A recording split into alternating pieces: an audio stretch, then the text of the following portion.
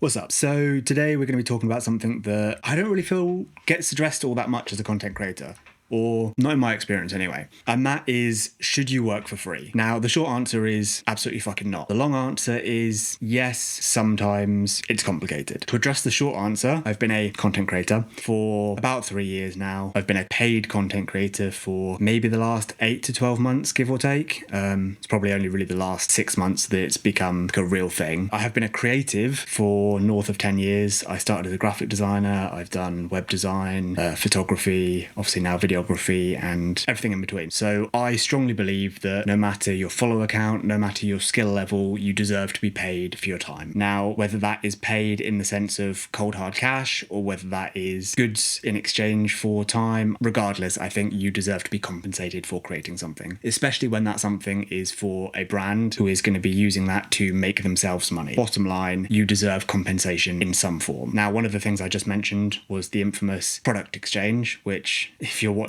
this, chances are you're probably very, very fucking familiar with. Now, don't get me wrong, it can be great, and I wouldn't be where I am right now without it. So I am not shitting on it in any form, but there are limits. I think when you're starting out, a gifted collab or a product exchange, whatever you want to call it, is great because it gives you a chance to test your skills and prove to brands what you can do. It gives them a chance to kind of product seed to smaller creators or people that are just starting out and get effectively very cheap marketing. So I think it works for both parties in that sense. And that's not to say that even as you grow as a creator, there's not a time and place for it. Like even now, I've got 150-ish thousand between my Instagram and TikTok, which isn't huge. Like I'm nowhere up there, but it's not a small number either. And even to this day, I still take on some product exchanges if it's either a brand that I have a good relationship with or it's a product that I would have bought myself anyway. I think a lot of it just boils down to have a sense of self-awareness. Like if you've got 1,000 followers and you've done like rebrand collabs in the past, don't go and try and charge someone $1,000 because they're going to say no. And you should expect that. Like,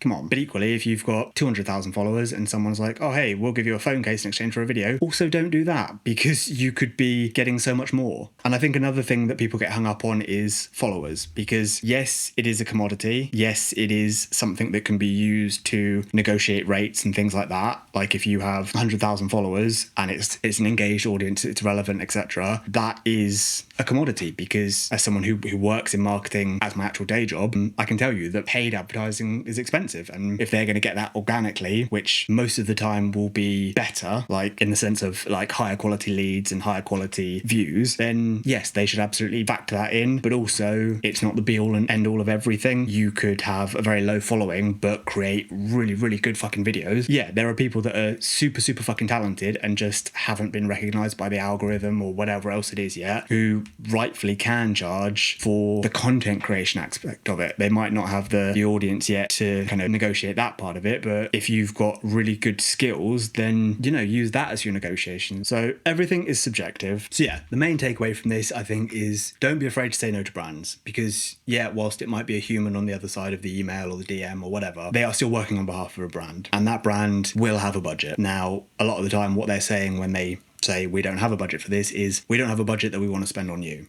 And it's up to you what you do with that information. You can either accept that and take the products exchange if you feel like it's something that is worthwhile to you. And there's nothing wrong with that. Like I said, even at this stage, I will do it sometimes if it aligns for me. And like there's sometimes where I'll work with a brand and it's paid and other times where I'll work with that same brand for a product exchange. It completely depends how my schedule is, how their schedule is, what the product is, etc. Don't be afraid to say no to a brand because although you might feel like, oh, you're missing out on that opportunity or that brand or whatever it is, what you're losing in that opportunity, you're gaining back in your own time. So make sure that you use that time well, whether that is to outreach to other brands or create content for your own account to grow your account. As long as you utilize that time, you're not missing out on anything. Something else will come. And often, if you handle it well and you just kind of respectfully say, hey, look, this isn't the right fit for me at the moment, but feel free to get in touch or like, wish you best with the campaign, whatever, brands will come back. Just because you say no in the moment doesn't mean that it's a no forever. Anyway, that is probably like 10 minutes worth of rambling. I'm going to go and see if any of it made sense in the edit and yeah, enjoy.